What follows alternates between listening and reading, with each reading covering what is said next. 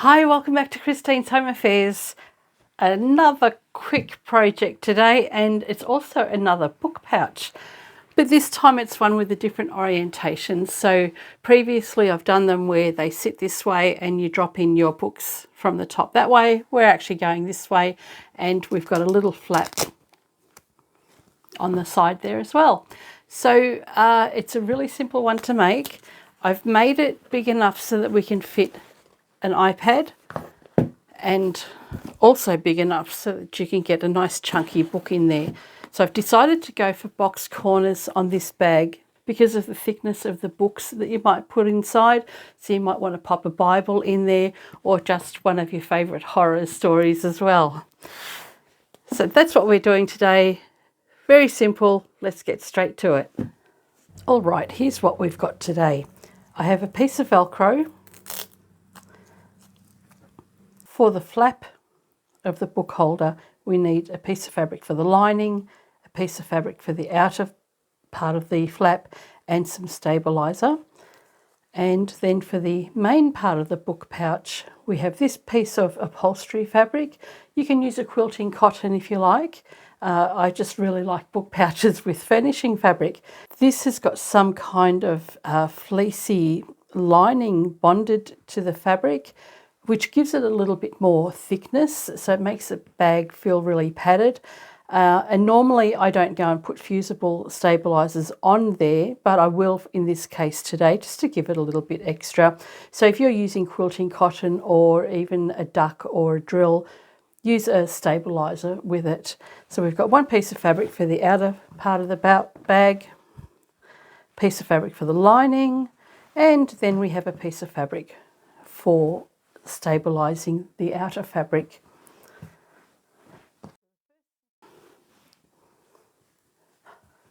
And the first thing we're going to be doing is fusing our stabilizers onto the wrong side of our fabric. Now, if you find it difficult to stitch with stabilizers within your seam, then you can cut your stabilizer 1/2 inch smaller all the way around, which will take into account your seam allowance. So we can fuse that one.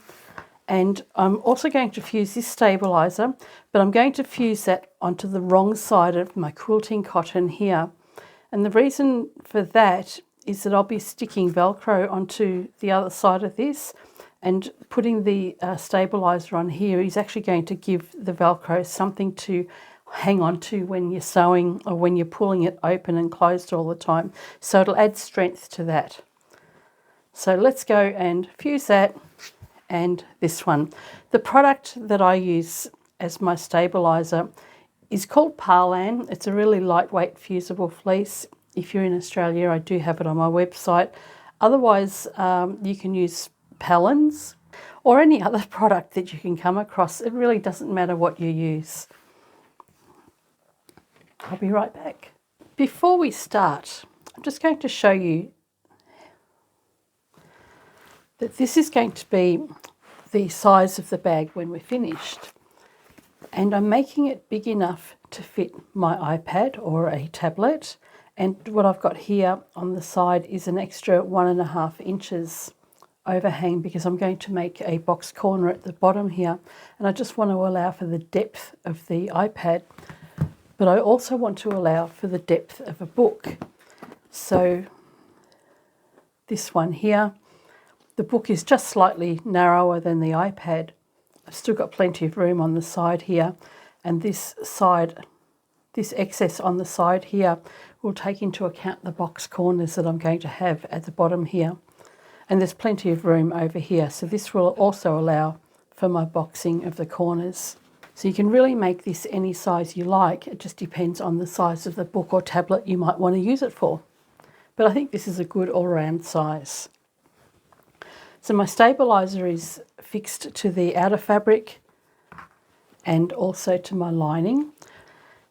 So we're going to place our Velcro, or one piece, onto our tab. Now I'm going to fold this in half. This is the longest side and that's the shortest side. And I'm going to place my Velcro on one of the short ends, and I'll position it 2 centimetres or 3/4 of an inch from the top edge there.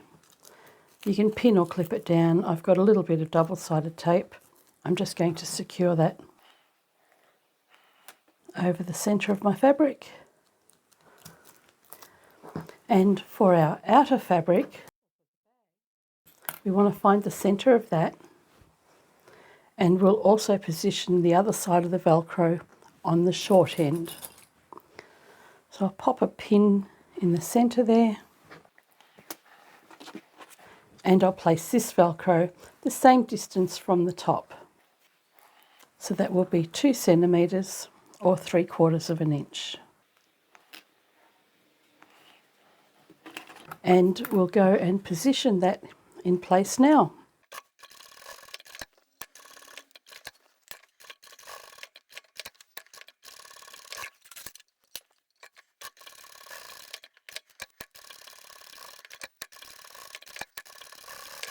All right, with the Velcro stitched on, we can set the main fabric aside, and we're going to curve the top edge of our tabs. And to do that, we just need something with a rounded edge. Let's use the white side, because it's much more visible. It doesn't really matter what size you make your curve. You can use the edge of a plate or a cotton reel. Mine is 1 inch from the top corner.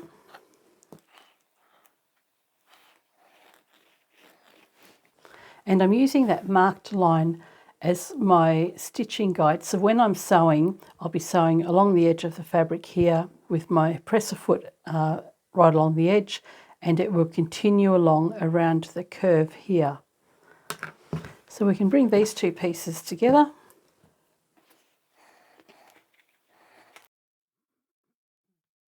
And when we go back to the machine, we're going to sew up along here, around that curve, back down and down here. We're going to leave this section open. And as I said before, all I'm doing is using the edge of my foot as my guide along the edge of the fabric. So seam allowance really doesn't matter for this particular project.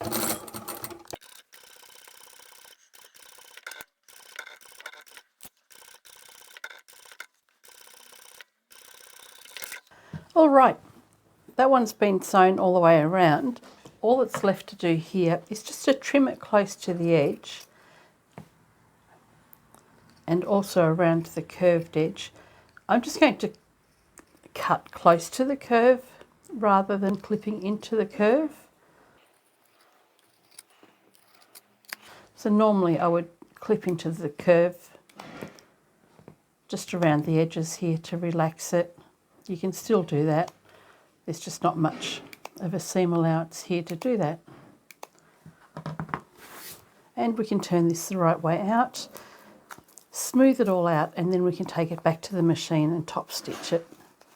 So we want a nice rounded edge on the tab. We can go back and top stitch around there.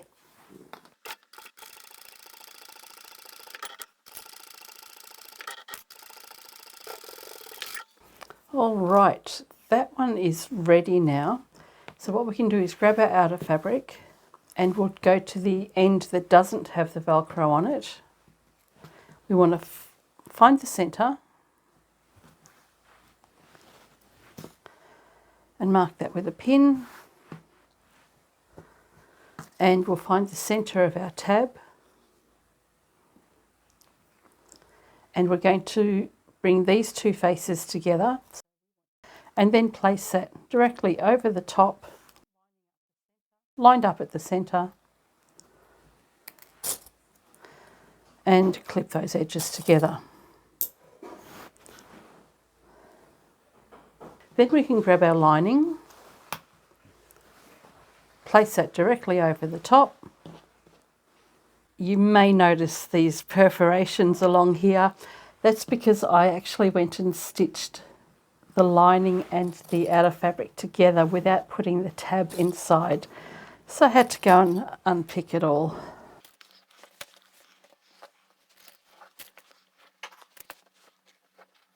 All right, this is ready to be taken back to the machine. We'll sew along this edge and along this edge here. Where this tab is, I'm going to triple stitch that just to secure all those layers in place because there's a fair bit of bulk there.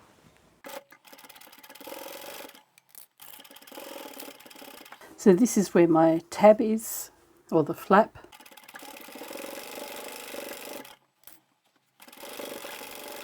So I've secured that really well. And at the other end we'll do the same.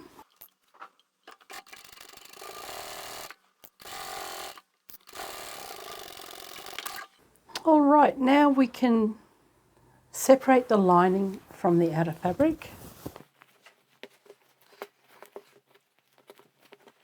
And we'll line up this centre seam here.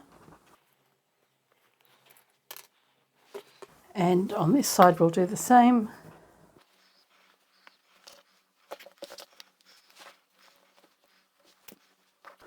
And we can clip the edges down to the end.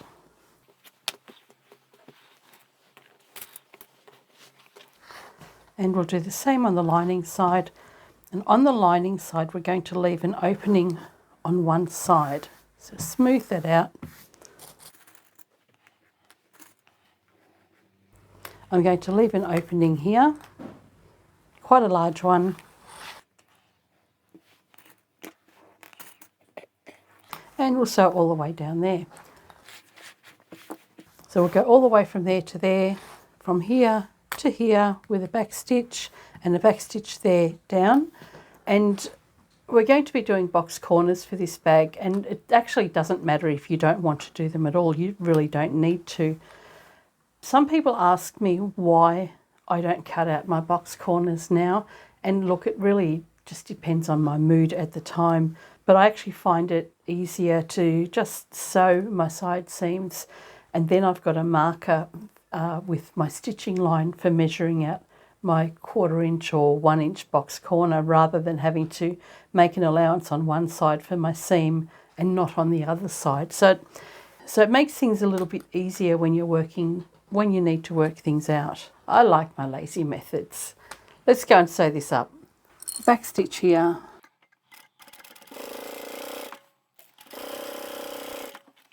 Make sure your seams line up in the centre there.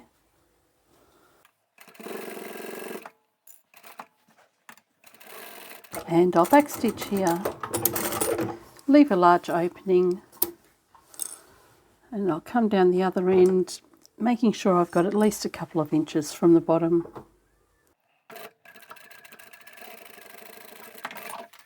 And we'll do the same on the other side, except that we won't leave an opening.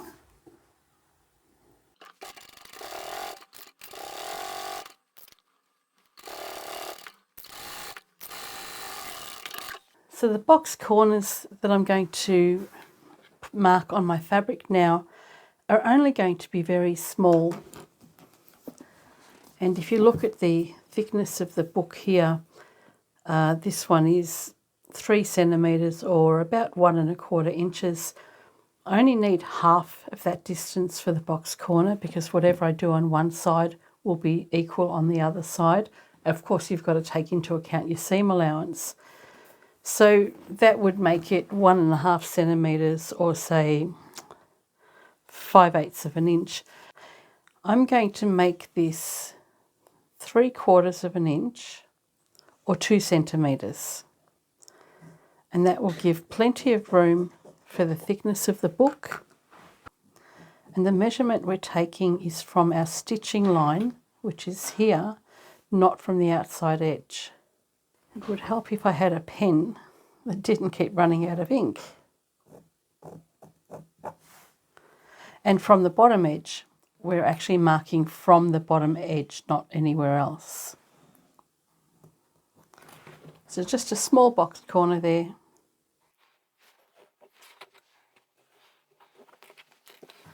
And we'll mark the other side as well, because that'll make it easier for any beginners.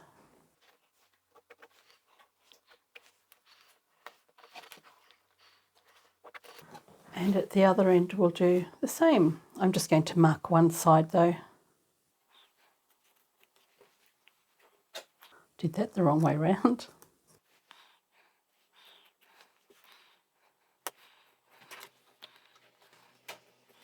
You can go and cut your corners out, but I like to leave them intact.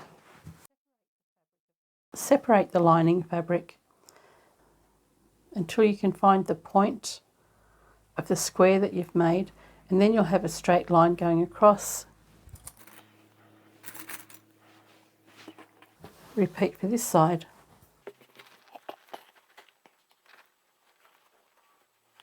You can see the line on the other side. And that line, that marked line, will become our stitching line. So we're going to sew straight over the top of that. This end will do the same, except that I haven't marked both sides of the corners. We'll just fold that out. I can see half of the line, that'll be enough for me. But you can mark both sides if you prefer.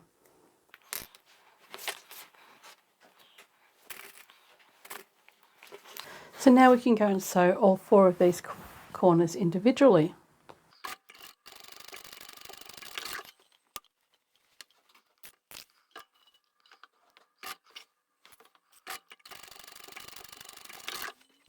And depending on the thickness of your fabric, you might want to press your seams open at this stage. It really doesn't matter, this side, or fold them open. In this case, I'm going to open mine because I do have a lot of bulk in there.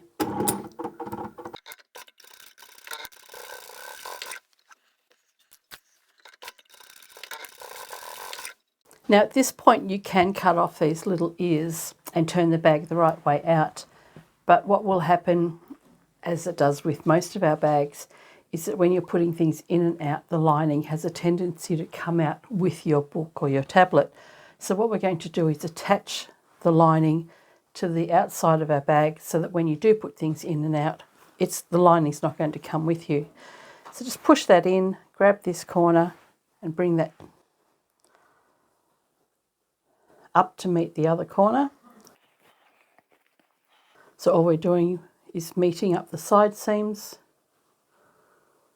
and lining up the stitching line that we've already got. So you can see here the lining and the outer fabric are connected at the bottom. On this side we're going to do the same. So grab this corner and bring that side seam up to meet this one.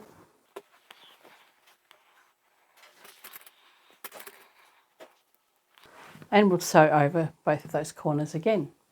So if you're batch sewing or you've got a lot of experience with these box corners, you can actually sew the lining and the outer box corners together at the same time instead of going and doing all 4 corners individually. You can just put both of these together and sew them all in one go. But this way is much easier to understand if you haven't done it before.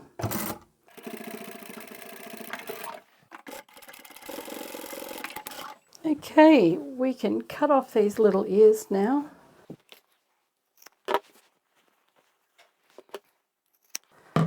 And then we can find the opening in the lining, turn your bag the right way out,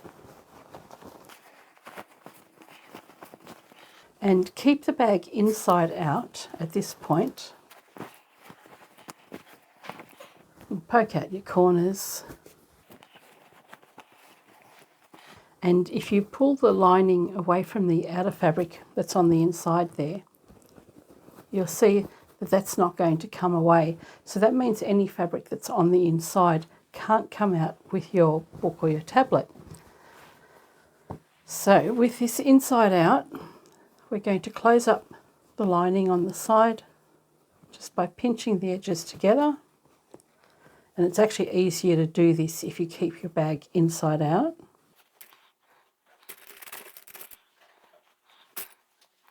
And we're also going to top stitch the bag. So you can neaten up the edges all the way around.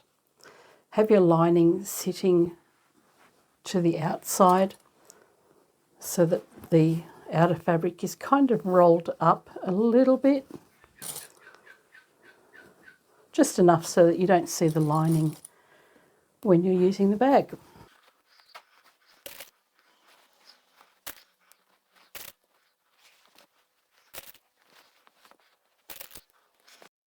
We're ready now to close up the side seam and top stitch. When I come around to doing the flap, I will probably triple stitch over that as well, just to give it a little bit of added strength and to keep all those layers underneath sitting nice and flat. When you're closing up the side seam, just make sure you've got the bulk of the outer fabric out of the way so you don't accidentally stitch it.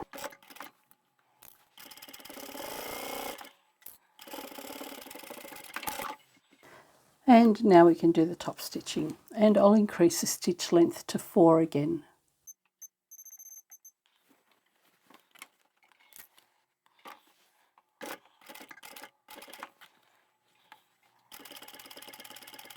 My top stitching is a little bit further away than a really narrow top stitch that most might do, and that's because there's a lot of bulk in the fabric underneath. Remember, we've got the fleecy, we've got a couple of seams, plus this fabric is thick as well. So stitching further away will help it sit more nicely.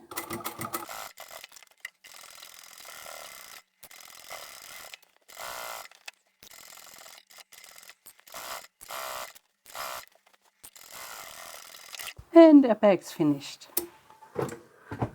All that's left now is to turn it the right way out. Poke out those corners. And there we have it. A nice little book pouch. Suitable for our books or even your iPad or both. Plenty of room in there. I love this fabric.